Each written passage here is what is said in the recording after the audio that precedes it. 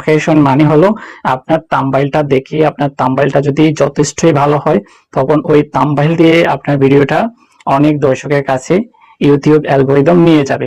এখন অনেক দর্শকের কাছে, অনেক অডিয়েন্সের কাছে নিয়ে যাওয়া, মনে করেন 3000 বা 2000-এর মধ্যে নিচে, সেখান থেকে মনে করেন 100 জনে ক্লিক করেছে, 100 জনে ক্লিক করেছে বা 100 জনের মধ্যে সাপোজ 10 জন ক্লিক করেছে, তাহলে 10 জন হলো আপনার লিঙ্ক ক্লিকার বলা হয়। এই আসসালামু আলাইকুম বন্ধুরা, আজকের ভিডিওটা খুবই ইম্পর্টেন্ট হতে যাচ্ছে। আর নতুন চ্যানেল ক্রিয়েট করেছেন, আমি তাদেরকে বলবো যে তারা এই সমস্ত ভুলগুলো যাতে না করে। আপনার চ্যানেলটা নতুন, আপনি পুরাতন চ্যানেলে কমেন্ট করলে, লাইক করলে আপনার কোনো কিছু যায় আসে না।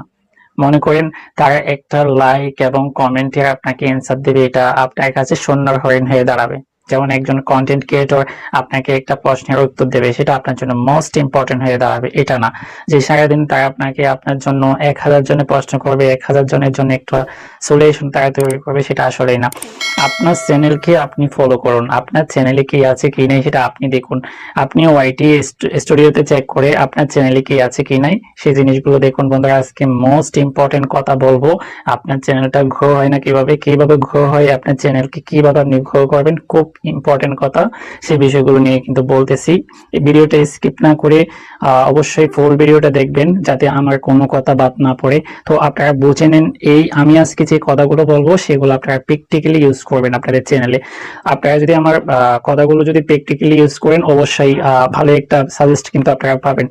এমনটা না যে নিউ ইউটিউবার এবং নতুন চ্যানেল, এখানে সে কিছু হবে না, তেমনটা কোনো কিছু না। বন্ধুরা, আমার চ্যানেলে যাই হোক, আপনি দেখেন এই জিনিসটা একটু মানে আপনি ভালো করে পরিকল্পনা করে একটু দেখুন, তো আপনার ভিডিওটা অবশ্যই ভাইরাল হবে এবং আইডিটা অবশ্যই ওয়াচ টাইম এবং সাবস্ক্রাইব আসবেই।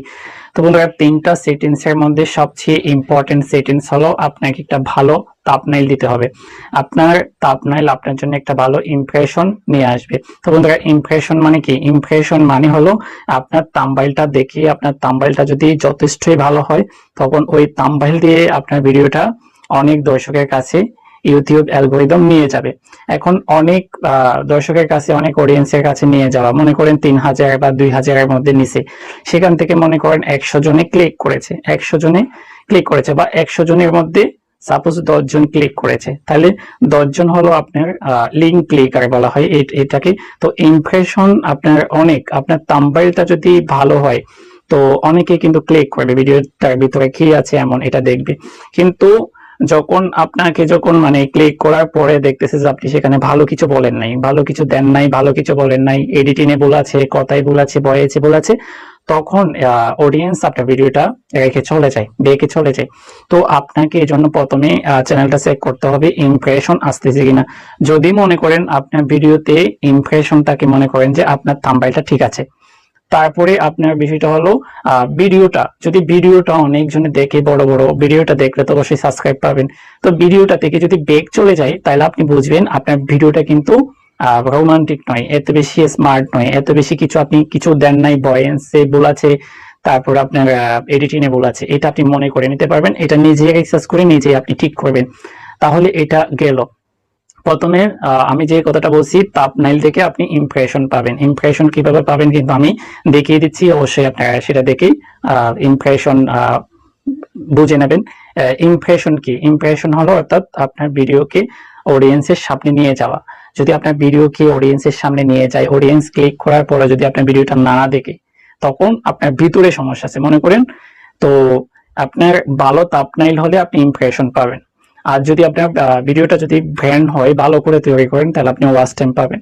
এখন 3 নম্বরের বিষয়, আপনার ভিডিওটা ভাইরাল হয়েছে এবং অনেক জায়গায় চলে গেছে এবং অনেকজনে দেখতেছে, কিন্তু সার্চ করলে আপনার ভিডিওটা আসে না।